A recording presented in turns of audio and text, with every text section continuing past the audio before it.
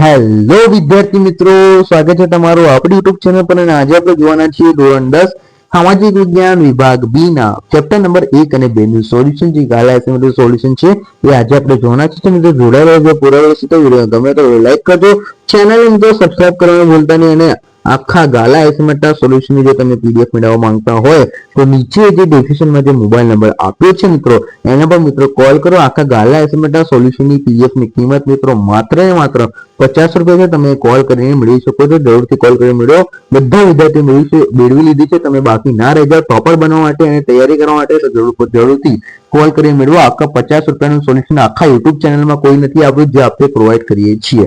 Okay, તો શરૂ કરીએ આપણો આજનો વિડીયો. તો ચાલો મિત્રો શરૂ કરીએ આપણો આજનો વિડીયો કે ધોરણ 10 એસએસ ગાલા એસાઇનમેન્ટ વિભાગ બી ના પ્રકરણ નંબર 1 અને 2 નું સોલ્યુશન આપણે આ વિડીયોમાં જોવાના છે. તો મિત્રો જોડાયેલા રહેજો પૂરા વિડીયો સાથે. અને જો તમે આપણે YouTube channel SS Gujarat education પર મિત્રો નવા આવ્યા હોય તો ચેનલને મિત્રો સબસ્ક્રાઇબ કરવાનું ભૂલતા નહીં, કેમ કે આપણી યુટ્યુબ ચેનલ પર આખા ગાલા એસાઇનમેન્ટ સોલ્યુશન થાય છે. તો મિત્રો જોડાયેલા રહેજો પૂરા વિડીયો સાથે. અને જો તમે આખા ગાલા એસાઇનમેન્ટ સોલ્યુશનની જો તમે પીડીએફ મેળવવા માંગતા હોય તો નીચે ડિસ્ક્રિપ્શનમાં આપેલ મોબાઈલ મિત્રો કોલ કરો. આખા ગાલા એસાઇનમેન્ટ સોલ્યુશનની પીડીએફ ની કિંમત માત્ર ને માત્ર મિત્રો 50 રૂપિયા તમે કોલ કરીને મેળવી શકો છો. ઓકે, તો ચાલુ કરીએ આપણું આજનું સોલ્યુશન. તો કે આર્ય પ્રકૃતિ પ્રેમી હતા એમ પ્રકરણ નંબર 1 અને 2 નું સોલ્યુશન છે. આપ તમે જોઈ શકો છો અહીંયા. તો કે આર્ય પ્રકૃતિ પ્રકરણ નંબર 1 છે. આર્ય પ્રકૃતિ પ્રેમી હતા એમ સાથે કહી શકાય છે. તો કે આર્યો વૃક્ષો, નદીઓ, પર્વતો, સૂર્ય, વાયુ, વરસાદ વગેરેની પૂજા આરાધના કરતા હતા. તેમણે પ્રકૃતિના તત્વોની સૃષ્ટિઓ, વૈદિક ઋચાઓ, મંત્રો રચી હતી. સમય જતા તેમાંથી યજ્ઞ, યાદગી અને ધાર્મિક ક્રિયાઓ ભારતમાં શરૂ હતી. આથી કહી શકાય છે કે આર્યો પ્રકૃતિ પ્રેમી હતા. મિત્રો ત્યારબાદ છે બીજો પ્રશ્ન. ભારતની પ્રાચીન ભારતમાં આવેલી વિદેશી પ્રજાનું ભારતીયકરણ કેવી રીતે થયું? પ્રાચીન ભારતમાં આવેલી વિદેશી પ્રજાનું ભારતીયકરણ કેવી રીતે થયું? તો કે સમયાંતરે ભારતમાં અનેક વિદેશી પ્રજા આવી. લાંબા સમયના વસવાટને કારણે ભારતમાં તેમનું વતન બની ગયું હતું. અને આ બધી પ્રજા વચ્ચે લગ્ન સંબંધો દ્વારા સંમિશ્રણ થતું ગયું. અને બધાની વિશિષ્ટ રહેણી કરણી, અનેક ભાષાઓ, વિચારો, ધાર્મિક માન્યતાઓ વગેરે દ્વારા પણ તેઓ સમન્વય થતો ગયો. અને આમ પ્રારંભ કાળથી જ ભારત એક સમન્વયકારી સંસ્કૃતિનું નિર્માણ થયું. અને ભારતીય સંસ્કૃતિમાં વિદેશી પ્રજાનું વિલીનીકરણ એટલે હદે થયું કે સ્વતંત્ર અસ્તિત્વ જ ન રહ્યું. એટલે કે હિન્દુ, મુસ્લિમ એવું કહી શકાય ને, મરાઠી, ગુજરાતી બધી જાતિઓનું મિશ્રણ થઈને અલગ અલગ જાતિ બનતી ગઈ અને પ્રજાનું વિલીનીકરણ થયું. અને ઉદાહરણ માટે કીધું છે મિત્રો, તમે રિયલમાં ના માની લેતા. ઉદાહરણ તરીકે એવું થયું હતું, જેમ કે દ્રવિડ, આર્ય, બધા દ્રવિડનો છોકરો, આર્યની છોકરી, એ રીતે કરીને સમજો. હવે તો સતત અસ્તિત્વ જ ન રહ્યું, એટલે કે એ વિદેશી પ્રજાનું ભારતીયકરણ થઈ ગયું. એટલે નેગ્રીટો અને આર્યો બધા આવ્યા હતા ને, અલગ અલગ જાતિના અલગ અલગ. ત્યારબાદ ત્રીજો પ્રશ્ન. જો મિત્રો તમે આખા ગાલા એસાઇનમેન્ટના સોલ્યુશનની જો તમે પીડીએફ મેળવવા માંગતા હોય તો નીચે ડિસ્ક્રિપ્શનમાં આપેલ મોબાઈલ મિત્રો કોલ કરો. આખા ગાલા એસાઇનમેન્ટના સોલ્યુશનની પીડીએફ ની કિંમત માત્ર ને માત્ર 50 રૂપિયા છે. તમે કોલ કરીને મિત્રો મેળવી શકો છો. ઓકે, ત્રીજો તો કે વારસો અને ચેનલને મિત્રો સબસ્ક્રાઇબ કરવાનું ભૂલતા નહીં. વિડીયોને ઓન ધી સ્પોટ લાઈક કરો. અત્યારે આગળ સોલ્યુશન જોતા પહેલા ફટાફટ મિત્રો વિડીયોને લાઈક કરો જલ્દીથી જલ્દી.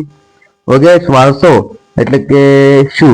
વારસો એટલે શું? તો કે સંસ્કૃતિ અનેકવિધ બાબતો એક પેઢી એટલે કે જનરેશન, ઇંગ્લિશમાં એને જનરેશન કહેવાય છે, પોતાની અનુગામી પેઢીને આપે છે.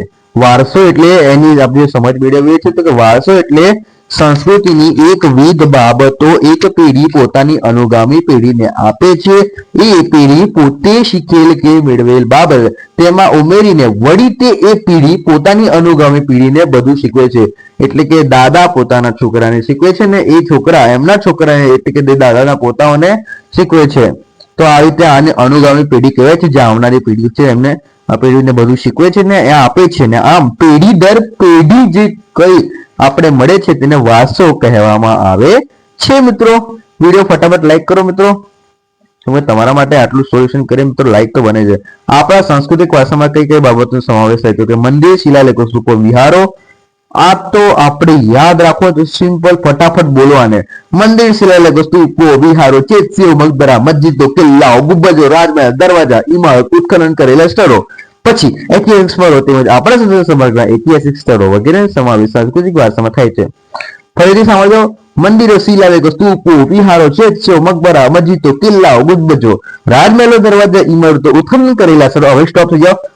ઉત્ખનન કરેલા સ્થળો, ઐતિહાસિક સ્મારકો તેમજ આપણા સ્વતંત્ર સંગ્રામના ઐતિહાસિક સ્થળો વગેરે આપણે સંસ્કૃતિમાં વારસાનો સમાવેશ થાય છે. ત્યાર પછી પાંચમું, ભારતની વિશેષતાઓ જણાવો. ઉત્તર આવે છે ભારતની પ્રાચીન ગ્રંથ વિષ્ણુ પુરાણમાં ભારત માટે ભારત વર્ષ નામનો ઉલ્લેખ છે. ભારતમાં શુભ કાર્યો શરૂઆતમાં લેવાતા સંકલ્પોમાં ભારત વર્ષ, ભરતખંડ, જંબુદ્વીપ, આર્યવ્રત, ભારત ભારત વર્ષ કી એ કથા. મહાભારતમાં તમે ગીત તો સાંભળી હશે વેકેશનમાં, સોરી કોરોના કાળમાં જ્યારે વેકેશન પડ્યું છું, તમે એટલા તો મોટા છો, તમે સાંભળ્યું હશે, મહાભારત તો જોયું હશે.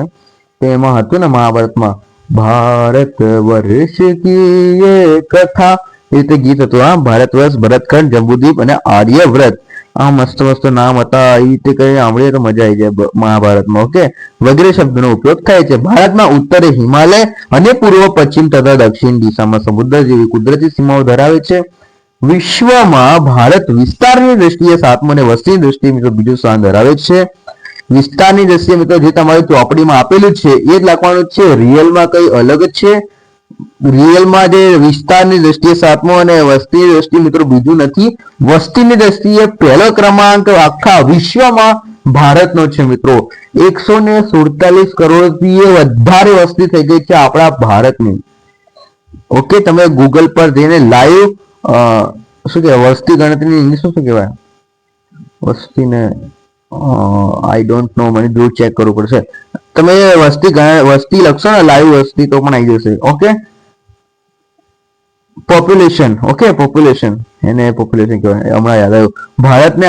ભારતે આપણને અને વિશ્વને પ્રજાને સમૃદ્ધ અને વૈવિધ્યપૂર્ણ સાંસ્કૃતિક વારસો આપ્યો છે. ઓકે, છઠ્ઠું, સંસ્કૃતિ માનવ જીવન જીવવાની રીત છે. સંસ્કૃતિ માનવીને જીવન જીવવાની એટલે કે ધ વે ઓફ લાઈફ શીખવે છે.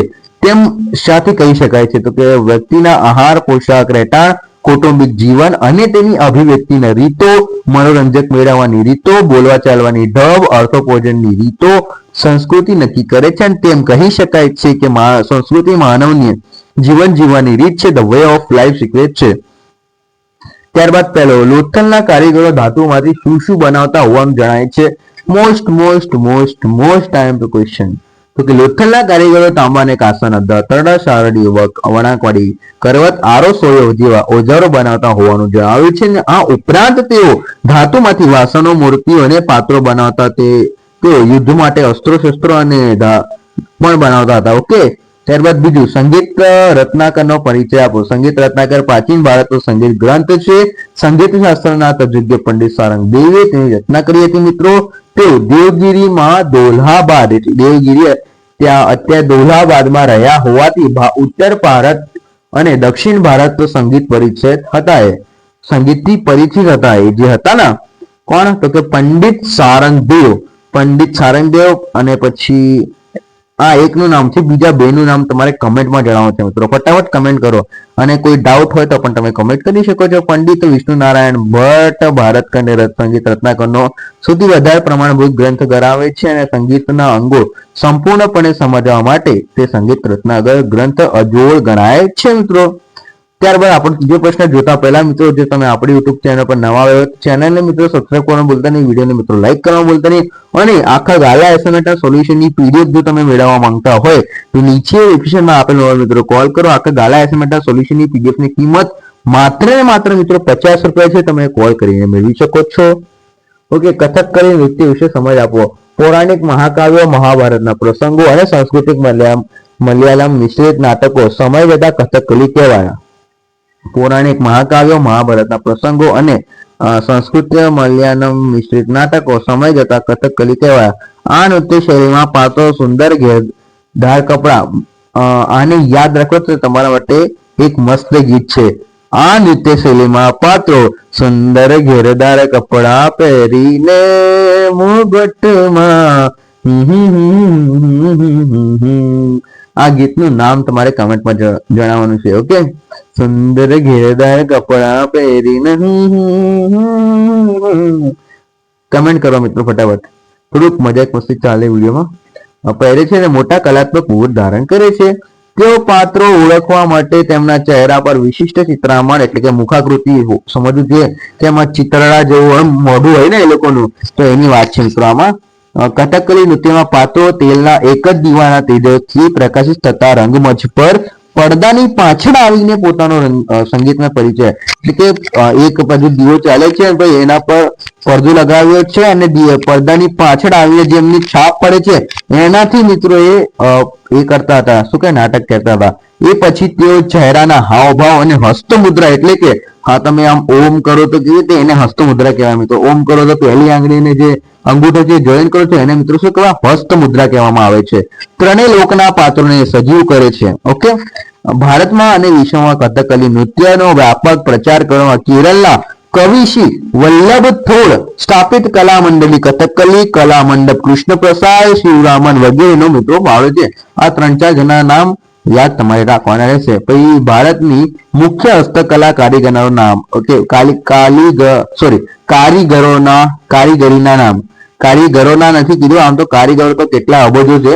કારીગરીના નામ એટલે કઈ કઈ કારીગર થાય છે તો કે ભારતમાં મુખ્ય હસ્તકલા કારીગરી નામ આ પ્રમાણે છે તો કે માટીકામ, વણાટકામ, ધાતુકામ, ભરત ગૂંથણ કામ, ચર્મ ઉદ્યોગ, મોતીકામ, જરીકામ, અકીત કાષ્ઠકલા જે તમારી ચોપડીમાં આપેલું છે બધા આવશે. માટીકામ, વણાટકામ, ધાતુકામ, ભરત ગૂંથણ, ચર્મ ઉદ્યોગ, મોતીકામ, જરીકામ, અકીતકામ, કાષ્ઠકલા એ બધાનો આમાં સમાવેશ કરવામાં આવે છે. ઉપરોક્ત કલાઓને કારણે આપણો દેશ કલાઓથી સમૃદ્ધ છે એમ કહી શકાય છે.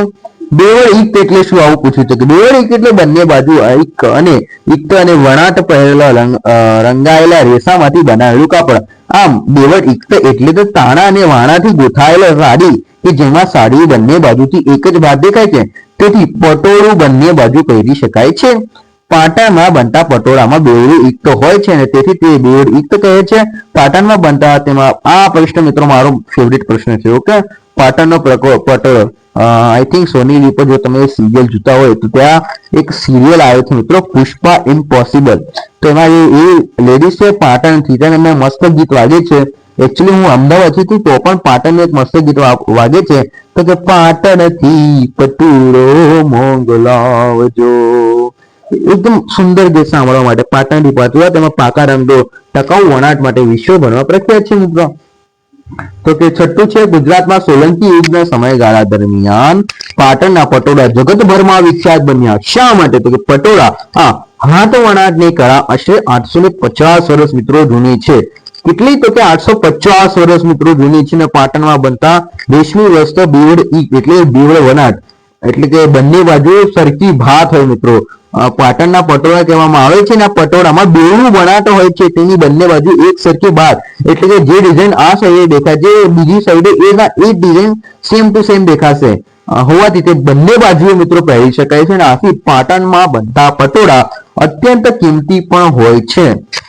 અત્યંત કિંમતી હોય છે અને ગુજરાતમાં સોલંકી યુગના સમયગાળામાં પાટણના પટોળા તેના ટકાઉ વણાટ અને પાકા રંગો માટે જગતભરમાં વિખ્યાત બન્યા હતા. તે પાકા રંગો વિશે કહેવત પડી હતી કે પડી પટોળે ભાત ફાટે પણ પીટે નહીં. મસ્ત કહેવત છે મિત્રો. તમને એક માર્કમાં એક વાક્યમાં ખાડા ગોટા ખાલી જગ્યા બધામાં મોસ્ટ આપી જોડકામાં પણ અને મોટા લોંગ પ્રશ્નમાં પણ એડ કરી શકો છો. પડી પટોળે ભાત ફાટે પણ પીટે નહીં. આથી આપણો વિડીયો પરત થાય છે. વિડીયો ગમે તો વિડીયો લાઈક કરજો, ચેનલને મિત્રો સબસ્ક્રાઇબ કરવાનું ભૂલતા નહીં અને આખા ગાલા એસાઇનમેન્ટ સોલ્યુશનની પીડીએફ મેળવવા માટે નીચે ડિસ્ક્રિપ્શનમાં આપેલ મોબાઈલ નંબર પર કોલ કરો. આખા ગાલા એસાઇનમેન્ટ સોલ્યુશનની પીડીએફની કિંમત મિત્રો માત્ર ₹50 છે.